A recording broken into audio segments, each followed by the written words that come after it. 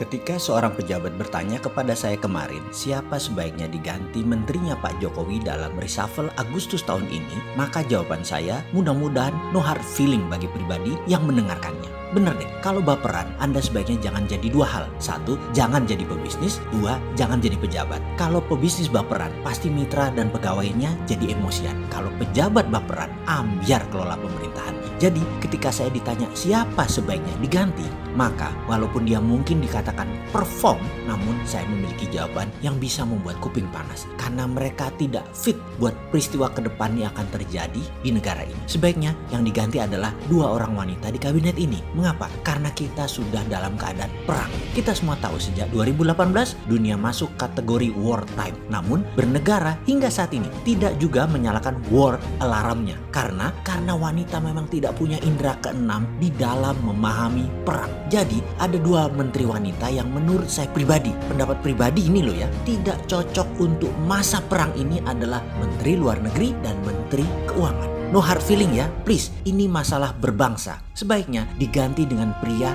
yang berpengalaman. Dan saya secara pribadi tidak mengenal secara dalam mereka. Namun rekam jejak mereka membuktikan saat ini masa yang tepat untuk mereka masuk di kabinet. Pertama, Pak Sudrajat, Majen Purnawirawan, di mana beliau pernah menjadi calon gubernur Jawa Barat. Beliau pernah menjadi dubes di Cina cukup lama sehingga mengenal dengan baik dalam tanda petik what is inside China. Juga pernah lama menjadi atase pertahanan di Amerika dan Inggris. Tiga negara ini saat ini pemain utama perang dagang dan perang-perang lainnya yang mereka lakukan seperti biological warfare, currency warfare, dan banyak lagi. Kehadiran orang yang paham diplomasi tingkat tinggi ini penting. Beliau menurut saya sangat pantas. Kedua, menggantikan ibu yang telah berprestasi hingga saat ini. Namun ke depan menurut saya seorang dosen senior yang saat ini mengajar di Cornell University, Bapak Iwan Jaya Aziz, ada baiknya menggantikan posisi ibu menteri sekarang. Prinsip ekonominya lebih pas di dalam menghadapi masa sulit di tahun hadapan.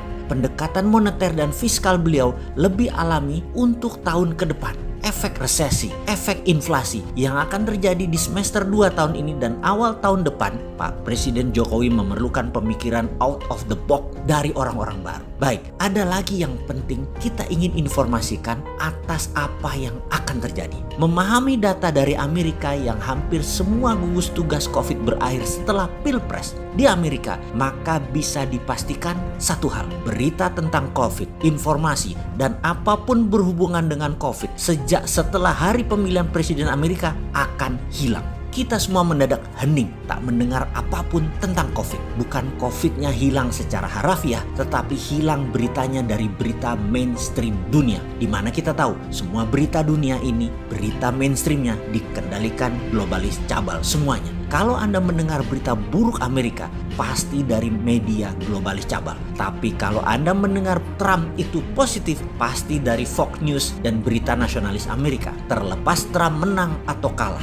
berita COVID hilang. Artinya, COVID bukan health issue, tetapi COVID-19 adalah political tools. Saya teringat kata-kata mantan Menteri Kesehatan Ibu Siti Fadilah yang saya anggap the forgotten hero atau pahlawan tak dikenal. Pahlawan yang memenangkan perang biologi SARS di Indonesia. Dia pernah mengatakan, saya sekarang kalah, tetapi dulu saya pernah menang. Saya memenangkan perang melawan virus bukan dengan vaksin, tetapi dengan politik.